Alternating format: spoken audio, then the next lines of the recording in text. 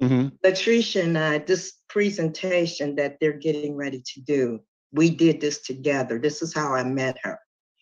Oh, this is very important because our kids are getting ready to go back to school. They're going to be enticed. They're going to be stressed. They're living through trauma. They're going to want to smoke cigarettes. They're going to do vaping. And part of this coalition was the non-smoking. So I'm glad that we're doing this. And I just want to say, it's very dear to me to see this come back around, to have this presented again. So thank you, ladies, for doing this. Thank you for having us. So I'm going to turn the microphone over to Bethlehem and Latricia. I don't know who wants to go first, however you want to do it. Who has the slides? I can share them on my screen, Trish. Okay. So I could just go first and then share your presentation after, if that's okay. Okay. Sounds good. So I'll just go ahead and share my screen. Hopefully I do this correctly. Oh, no, that's not what I wanted to do. Sorry, guys.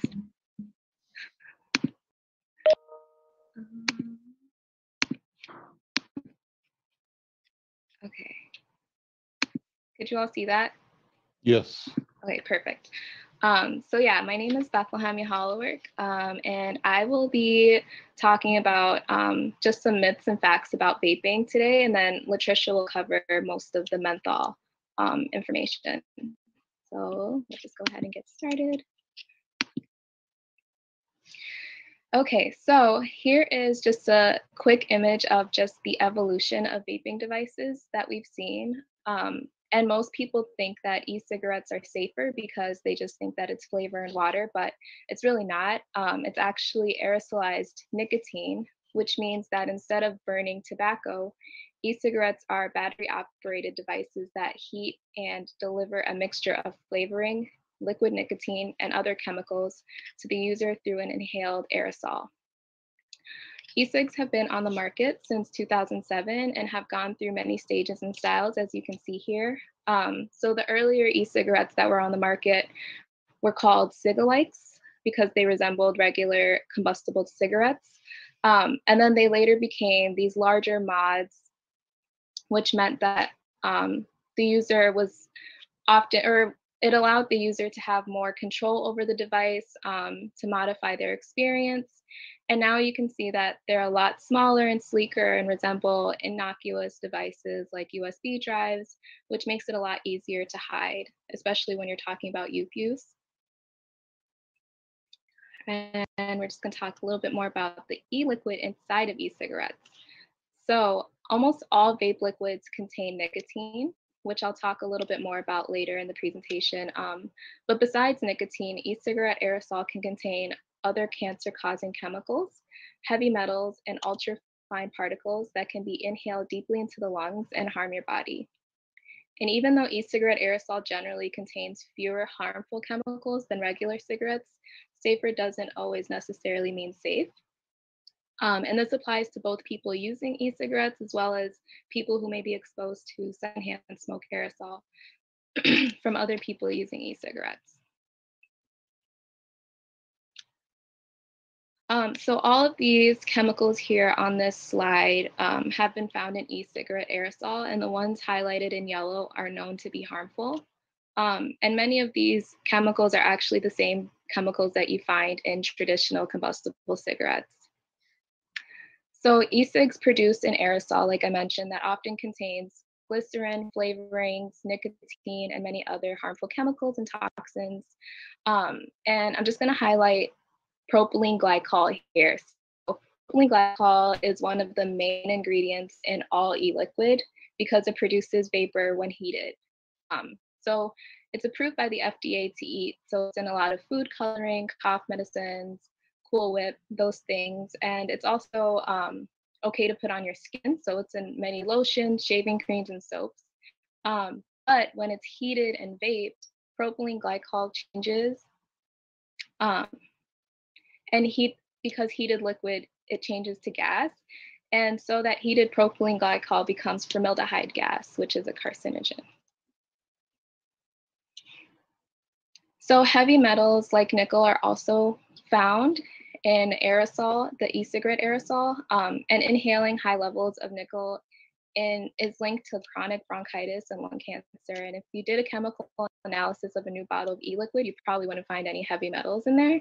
So you're probably wondering, like, how would you inhale toxic heavy metals then?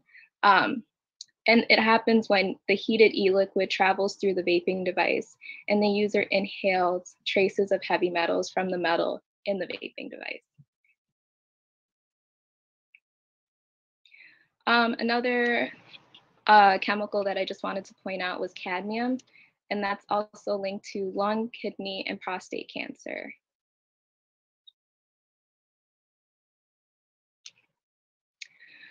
So nearly all e-cigarettes and e-cigarette liquids are flavored, and to create these flavors, companies have to add multiple chemicals to get the flavors that they make. And interestingly, a 2020 study found that these chemicals can be toxic to the lungs. So when inhaled, they affect the macrophages, which help the body's immune system to track and clear away bacteria. And macrophages are like street sweepers for the lungs. They are powerful immune cells that continuously clear away inhaled bacteria and other foreign matter that enters the lungs. And this study also showed that chocolate and banana flavors in particular were the most damaging to lungs.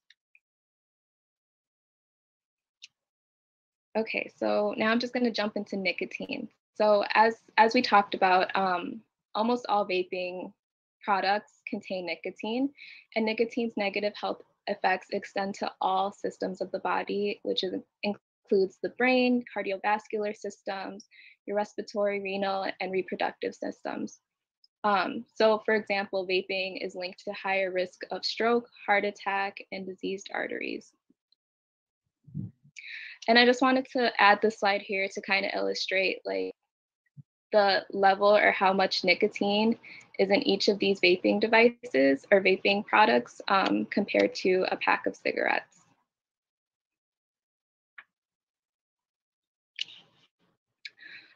So the part of the brain that's responsible for decision-making and impulse control is not fully developed during adolescence, and young people are more likely to take risks with their health and safety, including use of nicotine and other drugs. And we also know that no amount of nicotine is safe. So nicotine can really interfere with brain development, and it can have long-term effects on cognitive development and mental health.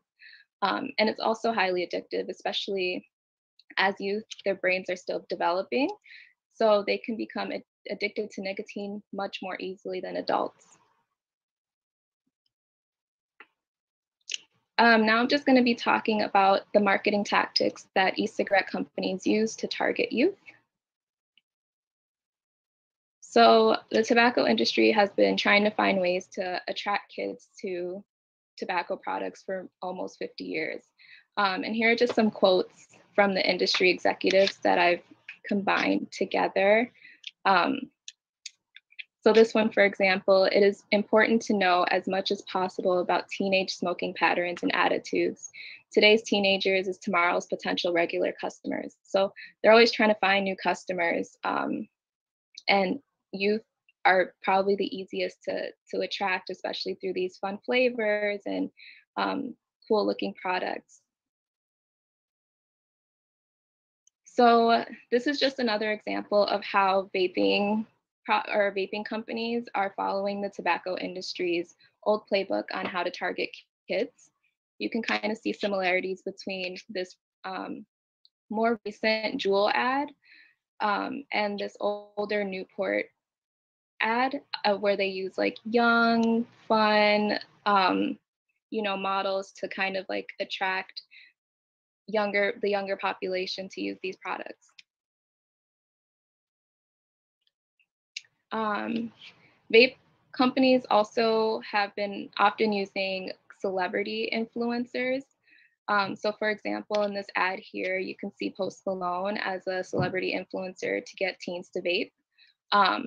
But just to note, social influencers selling vapes are no longer allowed on social media sites like Instagram and Facebook, so we probably won't be seeing that as often. And that is all I got. for you all. I can stop sharing my screen and pull up Latricia's unless you all have questions. Oh, there you go. I have a couple of questions and comments. One question as you were speaking, you know, I've never seen one, but what is a hookah? Because I understand that from watching TV and stuff, that there are places that have hookah bars where people, is that the same as vaping or what? So hookah is not the same as vaping because vaping is like electronic type of device, but hookah is more of like it is tobacco. I mean, they use tobacco to smoke it. It's a pipe. Mm-hmm. So it's not the same as vaping, but it's still you're smoking Okay. nicotine and inhaling smoke when you're using hookah. And then in your slides there, I just want to emphasize, or have you emphasize the point of concentration, because people thought, and we were told early on, that vaping would be a way for people to have the sensation of smoking without ingesting the same amount of nicotine or with avoiding nicotine. But your charts indicate that is totally and absolutely untrue. And from what I could read, and you can confirm if I'm reading this properly, vaping really concentrates the amount and magnifies the amount of nicotine that people are taking. Am I reading it right the way? Right. I think it's just also the way that the nicotine is hitting you through a vape is much different than from a combustible cigarette.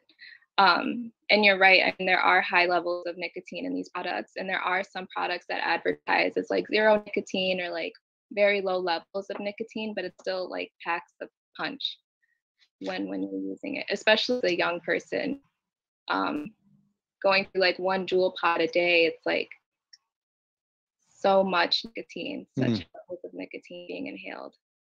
My last comment is that I noticed in those influencer advertisements, the third one you didn't mention, where some executives said, "We don't sell that, we just we don't use it, we just sell it." Right?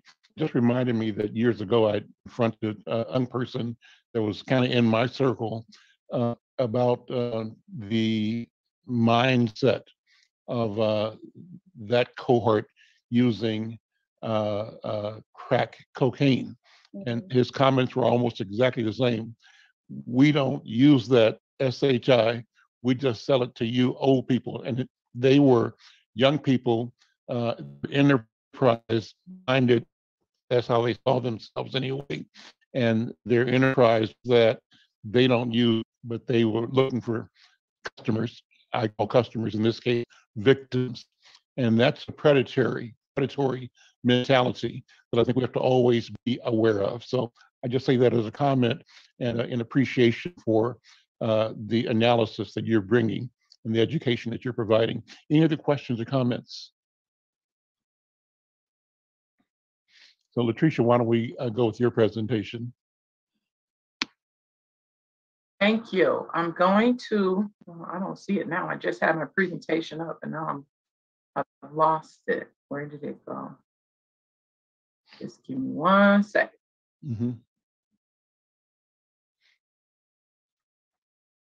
There we go.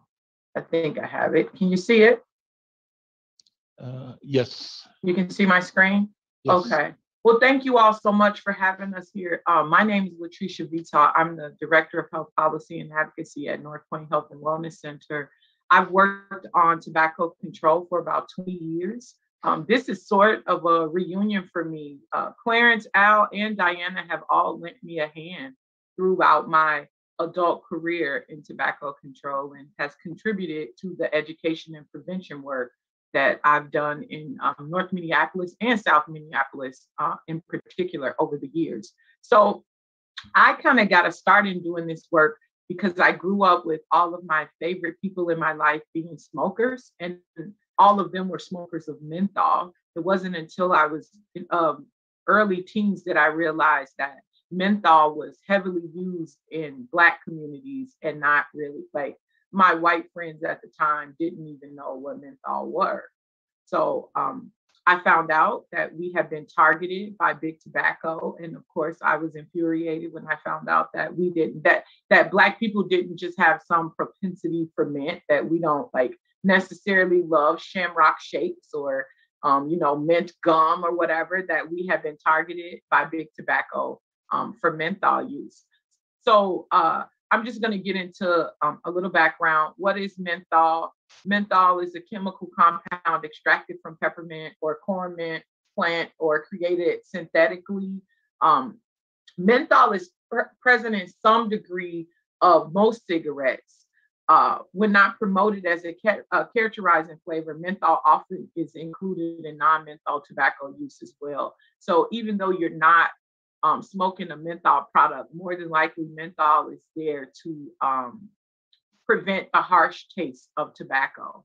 And so here are some familiar products that folks see in their, stores, gas station, tobacco shops that are used. It's a flavor in cigarettes. Some brands are synonymous with menthol, like Newport. Menthol cigarettes made up 32% of the cigarette market in the US in 2011, up from 22% in 2010. Also, Nielsen data shows that Marlboro, Menthol, and Newport seem to be the most popular brands in terms of packs sold, and Camel is the third. So what are some of the harms of menthol?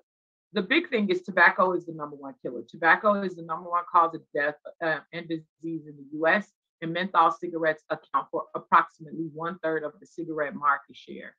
Also, menthol makes it harder to quit and easier to start. So menthol increases nicotine absorption, leading to greater dependence.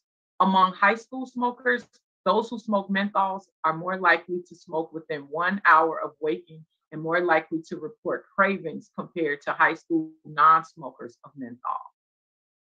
And so who's using menthol? Here's a chart that shows nationally, 88% of African-American smokers use menthol compared to only 24% of white people. In Minnesota, 74% of African-American adults smoke menthol compared to 25% of adults overall.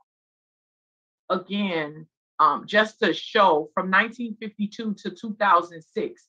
So initially, menthol cigarettes were used to target white women. It was more of a housewife targeted message that they put out there because the taste was supposed to be less harsh. And what the tobacco companies found out was that it wasn't catching on. So they started beefing up their efforts in places where Black people were present. And so you see that number jump from 5% in 1952 to 82%. And now in 2021, we're about 88%, close to 90%. And that's not by accident. That's through heavy targeting and messaging in the Black community. And I'm going to talk to you about how the tobacco industry has targeted.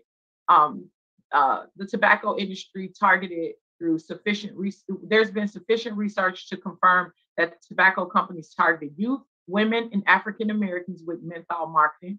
Research also suggests that tobacco companies targeted Latinos, Asians, and Hawaiian Pacific Islanders. Again, another quote from R.J. Reynolds: "We don't smoke that. We just sell it. We reserve the right to smoke for the young, the poor, the Black, and the stupid." And that quote was unveiled during, some of you may know, Minnesota sued the tobacco industry and won a huge lawsuit. And that's the money that Bethlehem and I get to do our work out of. And so a lot of tobacco documents were unveiled in that lawsuit. And that's where this quote came from. And here's another one. "No one really knows how African Americans came to prefer menthol cigarettes in the first place, but relentlessly targeted marketing campaigns locked the preference in place."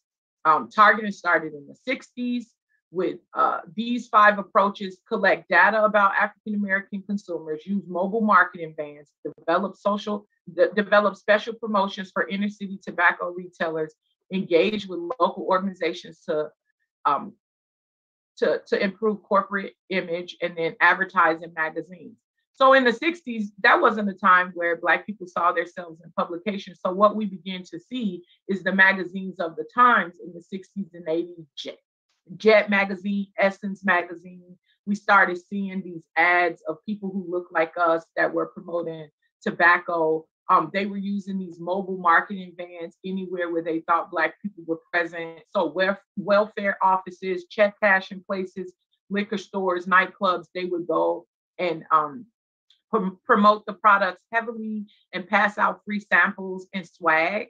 The bottom line is that key African Americans engaged as consumers and silent as opponents while getting the African American leaders to speak on behalf of the tobacco industry. So back then, you would see organizations like the NAACP or the United Negro College Fund advertising for tobacco as well, because these were opportunities for funds for African American communities. We didn't have the information we have about the dangers of tobacco then. And so, a lot of, even still now, a few years ago, the Reverend Al Sharpton came here to fight against a tobacco policy we were working on. And he currently is under contract for the makers of Reynolds America. They make Newport, and he usually goes to towns with Eric Garner, the guy who was selling loose cigarettes outside of a corner store, with his mom, talking about rolling back some of the policies we want to put in place. At that time, we had a restricting the sale of flavored tobacco, including menthol tobacco, to adult tobacco shops only, or liquor stores where children can't be present. And he came to town to have a rally along with some other prominent Black leaders, saying that if those type of policies passed, Black men would be disproportionately attacked by police for cigarettes. And we know that that's not true. That is a scare tactic. And also, he's well paid by the tobacco industry to put that kind of messaging out. But that is the history of the tobacco industry. And here's just some organizations over the years who back then had ties with the tobacco industry. Some of them still do, and some of them do not. So NAACP, National Urban League, Congressional Black Caucus, National Black Chamber of Commerce, National Black Police Association, United Negro College Fund, Southern Christian Leadership Council, and National Conference of Black Mayors. And so again, those are organizations that receive funding from Big Tobacco, and I'm sure they use that money in a good way, but they still have ties to Big Tobacco. And the National Black Chamber of Commerce believes strongly that menthol is a rather inconsequential ingredient in the cigarette. Menthol simply is a taste preference preferred by African Americans, and it should not be singled out for a ban. And we all know that through studies and data that that's not true. People who smoke menthol will only smoke menthol. If you have a cigarette that's not mentholated, they will pass. They will not smoke it if it's not menthol tobacco. And then I'm just going to go through some slides really quick. So here's an old ad from 1962. Elston Howard was an athlete. And we know now, we don't advertise athletes using tobacco. And here is this baseball player. It was an early spokesperson for Cools in the late 1950s. And, he proclaimed that it was a good thing at that time. Here's some more ads. Here's 1974 ad and the 2013 ad. Very similar.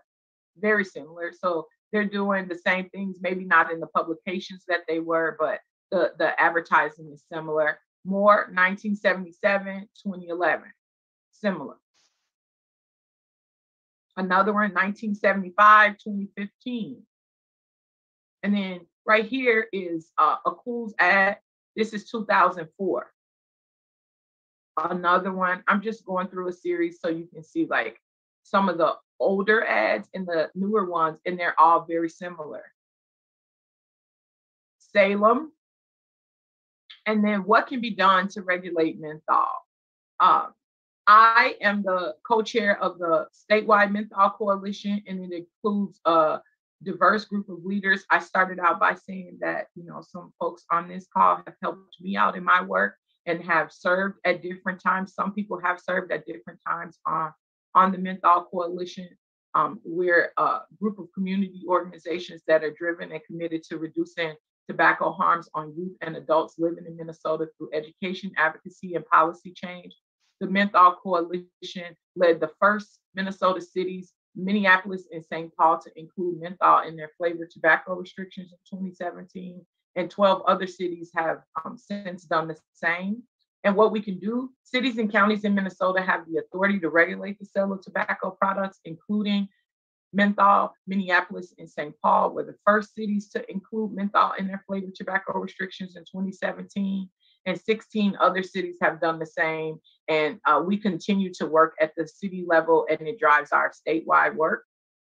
And if menthol were banned, of Minnesota adults who smoke menthol, about half said they would quit smoking if menthol cigarettes were no longer sold in the United States. So what we find out is a lot of smokers say, if I didn't have easy access to it, I would less likely smoke. And so a lot of our policies are centered around that, access to these products. And that is it for me. If there's any questions.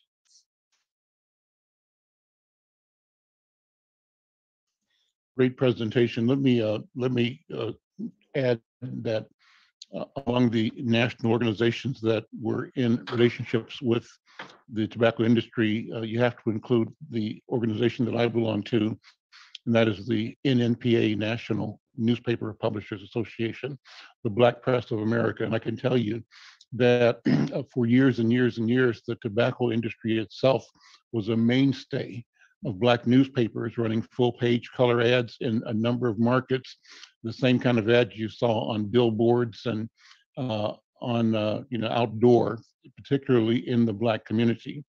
And the argument was this: the argument was that as often as not, the revenue that came from the tobacco industry meant being in business or not being in business. And if you didn't have the resources that that industry aggressively and gladly provided, we would basically cripple and in some cases eliminate our community's capacity to speak to itself. The same companies that papers that had tobacco advertising also had advertising for Black churches and Black community organizations and Black education. So it was a double-edged sword there. And I raised it to say that a principle here is still true.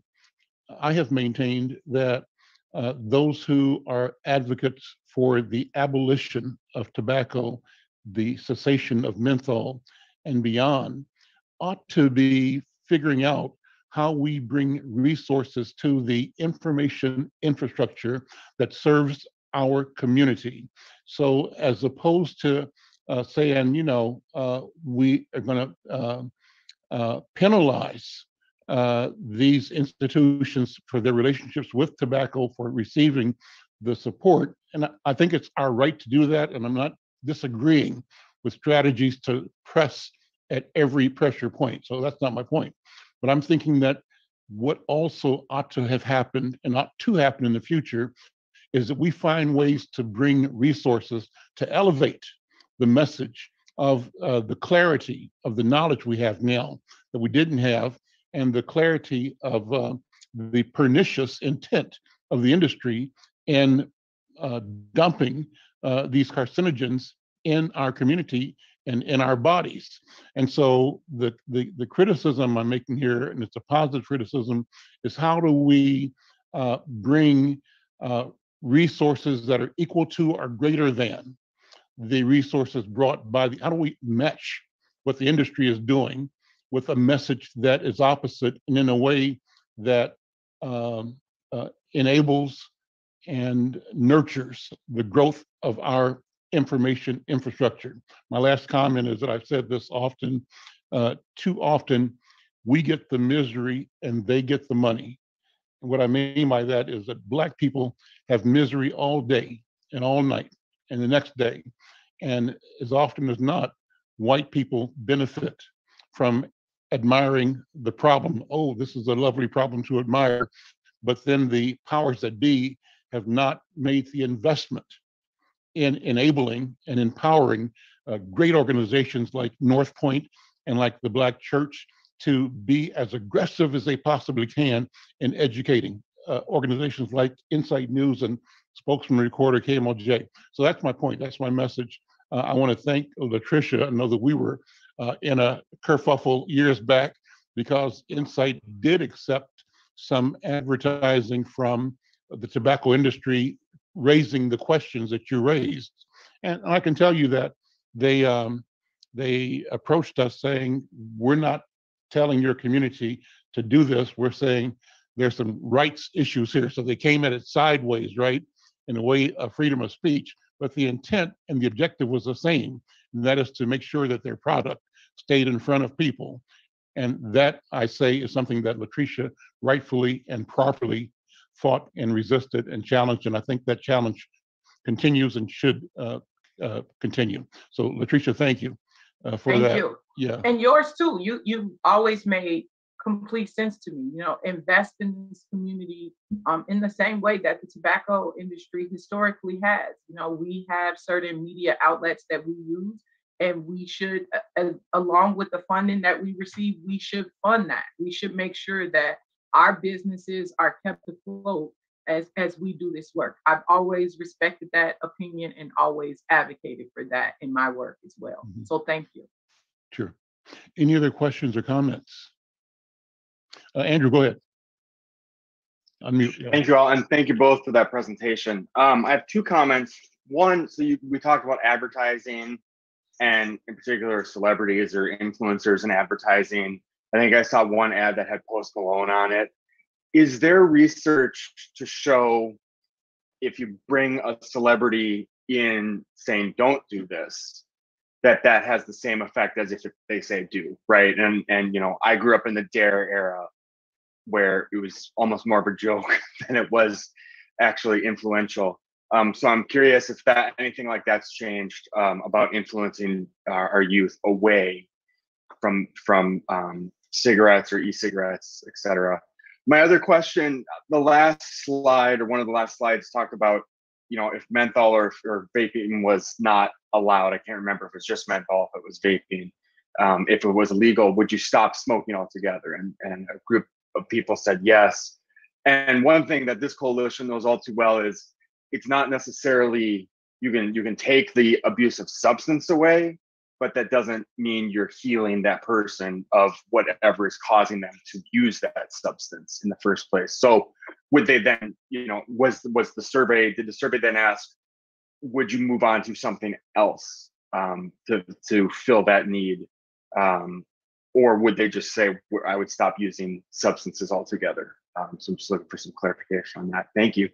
Yeah, so I would say that thank you for those two great questions. Definitely, the survey didn't push forward to say we use something else. I think what we focused on with survey is the financial ties to tobacco. The price of cigarettes are extremely high, and the people we surveyed are people who said, you know, I don't really have money to afford fruit and vegetables. So it was more guided towards, if you had this extra money, what would you do with it, versus like, would you give up one addiction for another addiction? It was really about fiscal responsibility. You know, my work has always been, if you live on a fixed income and you spend $200 a week on cigarettes, like, how can you afford anything else? And that's where our survey and our education has always gone to, like, the amount of money families would have to do other things with if, you know, if the addiction wasn't there, if they didn't give up cigarettes. So no, not like, would you go to a different substance, but more about like, what would you do if you had, you know, this $400 a month you spend on tobacco products? I just talked to someone a couple of weeks ago who said now that cigarettes are $11 a pack. And this is someone who lives in low income housing here in the city and has very fixed income, and their cigarette budget exceeds the money they even, you know, that they get in. They don't even have enough money for their cigarette habit. So they've been cutting back, and now they're in a place where they just want to quit altogether because they see like that this is a financial burden. So just to clarify, the questions never go from one addiction to another, but more about like financially, how can you better use this money and those resources in your family or with yourself. And people love the idea of having more money to spend on other things than tobacco. That's the motivator.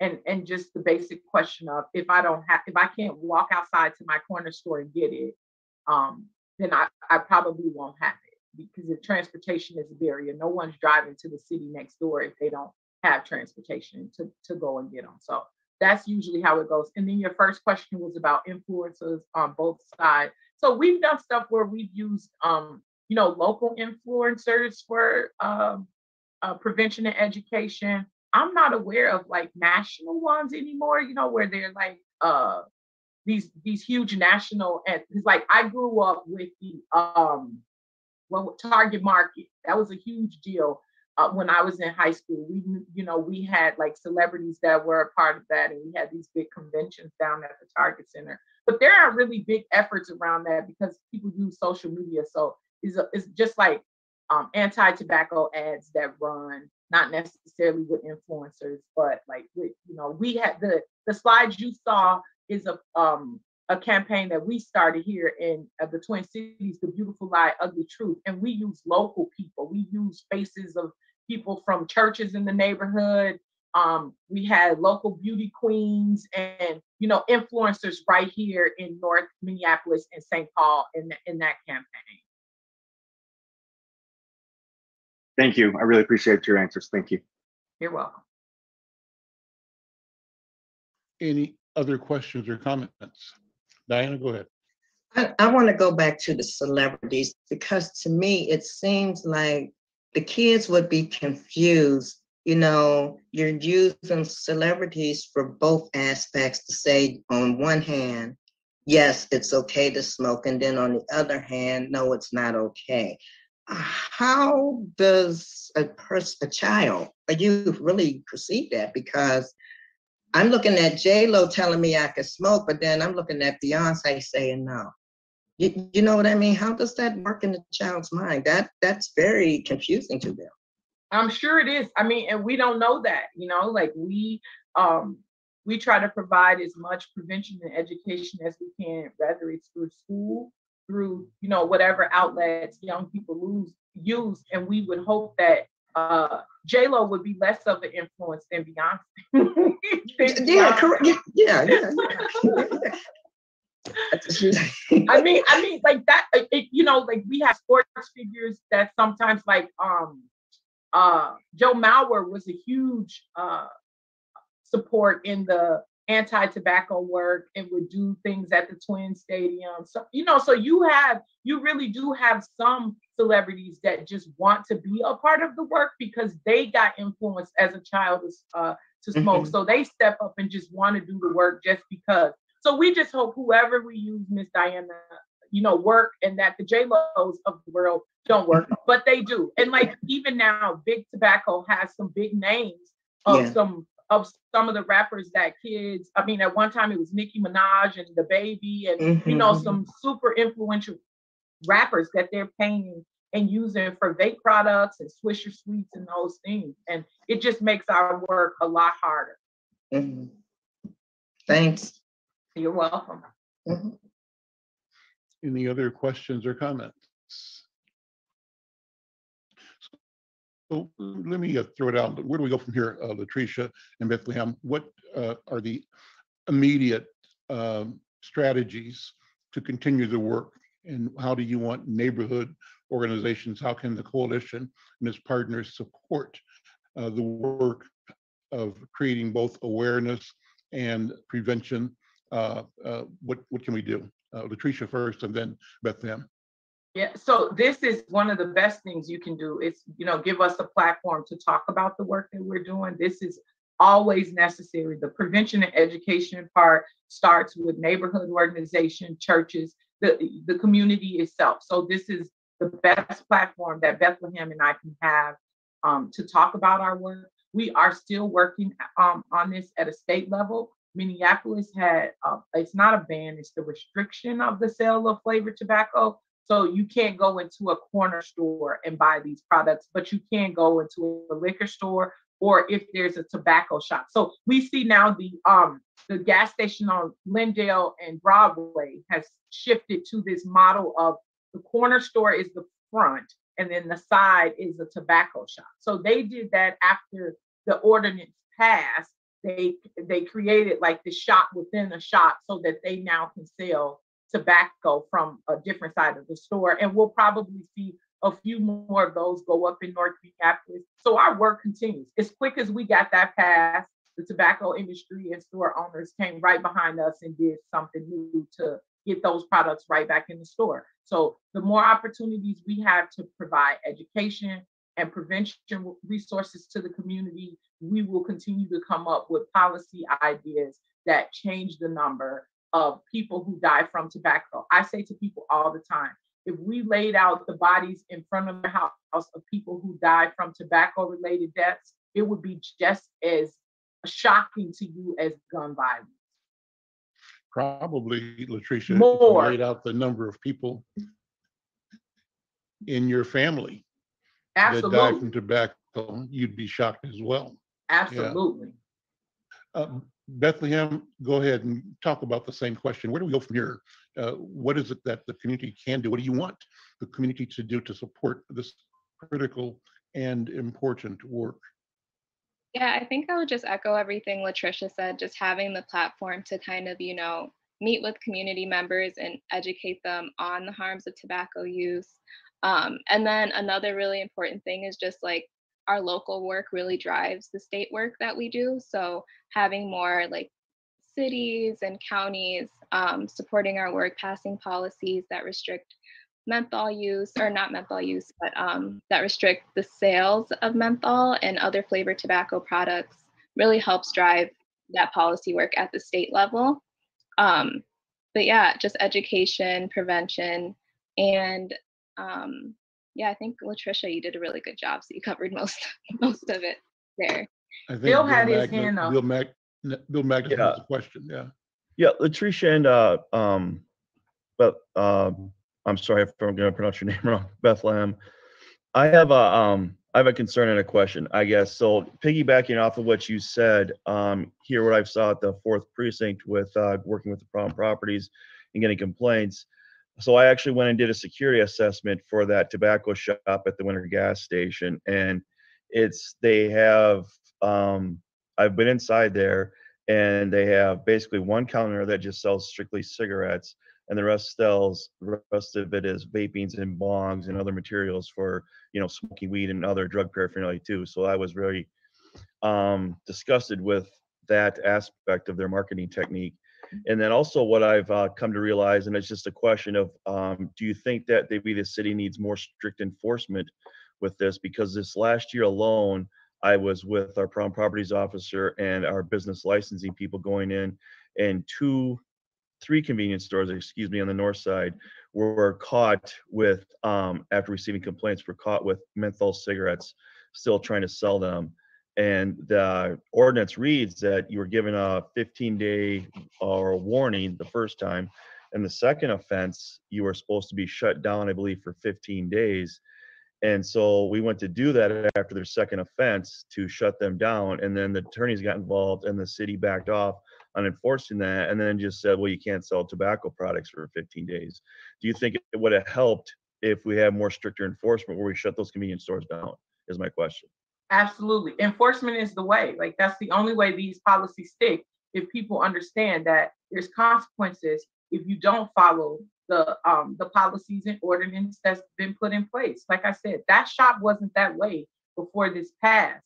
They had, they were given the okay to create that tobacco shop within the corner store. And they did that so that they could sell products. There's other stores. I've had a corner store owner tell me that, they still all sell cigarettes in their shops, and they're not worried about any type of, through COVID, they're not worried about city employees coming in and doing compliance checks or dinging them for continuing to sell the product. No, and that was my concern, my frustration is that we went in there, we actually caught them red-handed with menthol cigarettes in their inventory, selling them on twice. You know, they gave a warning twice, and then the city backed off its enforcement to shut the store down and said you can't sell tobacco. Well, I think we all know as well as anybody else that they still continue to sell tobacco no matter what. Absolutely. So I think the city does need to take more stricter enforcement with enforcing this ordinance. Because why have the ordinance in place, I guess, is my question. Yeah, exactly. And our coalition bill usually pushes a little harder, but in COVID times, it's been a huge disconnect from the city and the compliance checks because we don't meet regularly or we're not going in. So I usually do compliance checks with young people that are not with police, but then the health departments go in and do them with police. And we haven't done ours. And so we usually just do ours and then we give them a warning. Say you failed, warning. And then the police go in afterwards and do them with young people. And that's when they really get in trouble. We haven't had the opportunity to do that during COVID times. And we know that the city's not enforcing in the way that we talked about it being enforced. And the number of compliance checks that should be happening, especially after you fail, you get another compliance check soon after. And so we know that it's not happening and it's not being pushed. And at some point, we understand that we will have to push for that. Well, thank you. I agree with you 100%, and I appreciate that. Thank you for that. Well, Bill and Latricia, though, the point being brought up is very interesting. Right now in Minneapolis, the big question is what size police department and what role the police department should be playing. The difference between law enforcement and public safety, between maintaining the peace and apprehending, violators, and which violators should be apprehended. Should we spend those limited resources under resourced police departments checking on low-level offenses, or should we reserve that muscle, if you will, for things that are dangerous, that are required, to keep the public as safe as possible? So that's a big question. And if that question's on the table, then what do we do? Do we want officers' time spent managing, monitoring tobacco sales? Or is there something else some other approach we should be taking so that we optimize, right, the police services role that they have and not have them detract from that mission? Or are all these things sort of equal? What do you think, Latricia? So as long as compliance checks is a function that is in the police department, I think it should happen by police.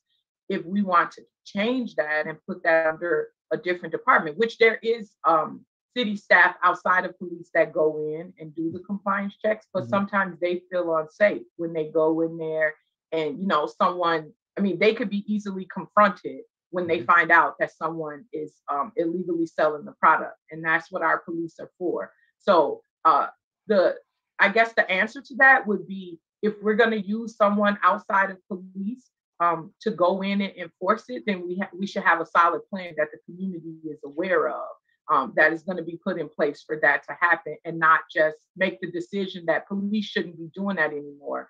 I can tell you, I've done compliance checks, and the reason why they haven't got hostile is because I didn't have a police presence.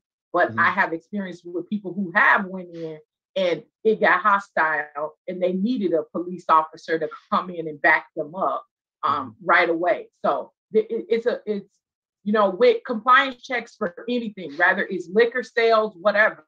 I think we need to have a solid plan in place before we say, let's eliminate that as a police function, or let's, call in certain inspectors to do it. People have to feel comfortable in enforcement. There's simple enforcement, like somebody smoking next to you at a ball game and you say, hey, can you put that out? Some people feel comfortable doing it, and some people will just inhale the cigarettes because they don't want to say it. And so that's a function that we have to make sure that people are comfortable with doing before we change that. Got it. Okay. I like to piggyback off of that. So I wasn't involved in the compliance checks, but we do have business license that goes in if there's a violation, and there's one officer and then myself. So it's just the resources. We're just using one officer, and that's a properties officer that we no longer have anymore because he got promoted. But it's not that we're taking police away from doing calls or anything like that, because his responsibility was to go in with business licensing and then enforce the compliance checks. And that's what we were doing last year. And at one point in one of the convenience stores we went into, there was a gun in the back room back there that was, loose and loaded. And, those are one of the things that you run into. So it's actually good to have a little bit, in my opinion, of police presence when you're doing that, because if you're not there and there's a gun there, that person is armed and, you're not. So we're not doing the compliance checks. I mean, there is a entity with business licensing where they have a police officer that goes out with them just for the people who are doing the compliance checks, like Latricia was talking about, as a more of a protection mechanism. But it's not taking an exorbitant amount of resources that we use to do that. Great, thank you. Any other questions or comments? Well, this has been a great conversation. Diana, let me sort of throw it your way for a second to do a wrap up or other comments on today's meeting. I'm going to ask Clarence, not Clarence, but Andrew, if he can talk about a little bit of announcements. But before that happened, I wanted to ask Dee and Jason if they had anything to say to add today. And Miss Brenda too. I seen you sneak in here.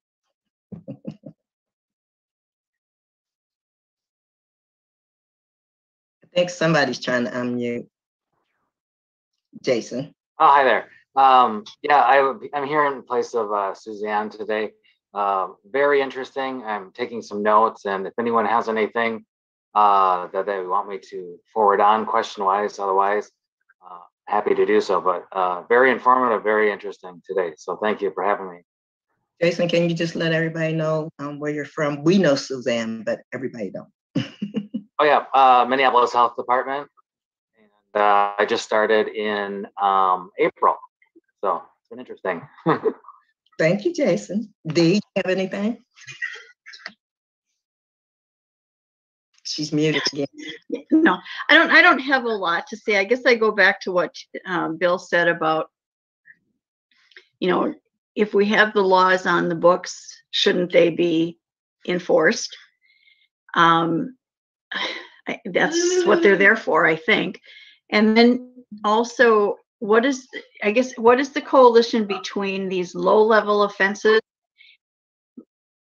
and other more serious offenses? I mean, is there a coordination or does one lead to the other, or does ignoring one lead to the other? I mean, how do we justify how we handle these things in order to keep the city safe and keep people safe in their homes and on the streets? And Dee, the way I hear your question is this, tell me if I'm wrong. I hear you saying from the vendor point of view, if we walk away from the expectation and the rules that keep you from selling illegal products, illegal cigarettes, then are you inclined or encouraged or tempted to sell other illegal activities and therefore become a greater menace to the community and to your customers? And there's also the consumer side of that, but that makes sense as yeah. What do you guys think, Bill and is Latricia still here? Yeah, Latricia and Bethlehem. Well, I've heard in Inspector Adams say this, and I tend to agree to it before. It seems like, and other people have said it too, it seems like last year when the city council got out there in Powderhorn Park and said what they said, it kind of opened Pandora's box. And I think that not just that a contributing factor, but it was a contributing factor among other things. And I've seen it before across the city, and not just with the police department, with other city enterprises and other agencies where the enforcement has tapered off. And I think it is I think what we see because of that is that if we're not enforcing the low level stuff, then they're not going to enforce anything else, right? I mean, And it's also been, you know, it's not just us, it's also been the Hennepin County judges and Hennepin County courts where we're arresting people for stealing cars, and they're out the next day and there's multiple cars they've stolen. I mean, there's one individual in particular this past summer that has been arrested 9 times for stealing cars, and there's no consequence for it. You know, so if there's not going to be a consequence or accountability, what's to prevent them from escalating or doing else? And I think that speaks to across the board what we're seeing in this uptick in violent crime as well. I mean, and I could be wrong. I don't want to try to offend anybody. It's just what I believe and what I've heard other people say too. Thank you, Bill. Any other questions or comments? Listen, with that, we've had a great and productive meeting. And if there are no other announcements, Andrew, any announcements? Yep. So a couple things on September 24th, which is a Friday, Hawthorne's annual meeting will be taking place. So if anyone is a resident of Hawthorne or meets the requirements to be on the board and is interested in joining the board, please get in touch with me. More information will go out as we get closer and closer, but really we're looking for great, exciting community members who are interested in making a change and continuing all the progress the current board has done. And then winter warmth is slowly coming up, but faster than you probably want to believe. And that'll be November 20th, correct? Correct. Yep. And so we'll be taking donations for that soon. So just keep that in mind as well. We will not be at Farview Park. We'll be doing the same thing as we did last year. We'll be handing out in front of our office just because we haven't kicked this pandemic yet. So we want to keep people safe.